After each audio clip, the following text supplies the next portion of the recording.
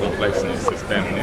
Аз винаги съм казвал, че ние имаме дългосрочна стратегия, вървим по правилния път, имаме разкошен треньор, разкошна публика и с Божия помощ ще вървим напред.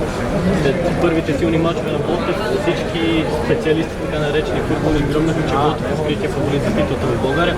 Поставили ли сте цели и вие конкретно на отбора? Никога не съм поставял цели на всяка цена.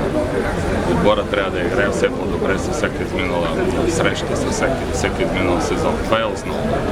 Сега идва Щутгарт, вярвам, че ще се представим достойно. Според вас преодолим съперник на Германския отбор?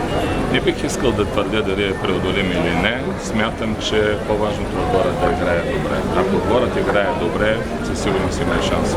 Инвестирахте в база в автоматом, която живот и здраве ще бъде пуснато през септември. Започвате да строите до стадион. Има ли следващи стъпки?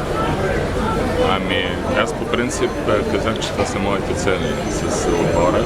Да постигнем това, което други отбори в България все още не са постигнали.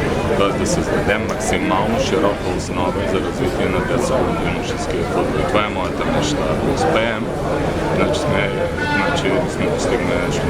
Господин Василев, български сайт от Бургаски репортер.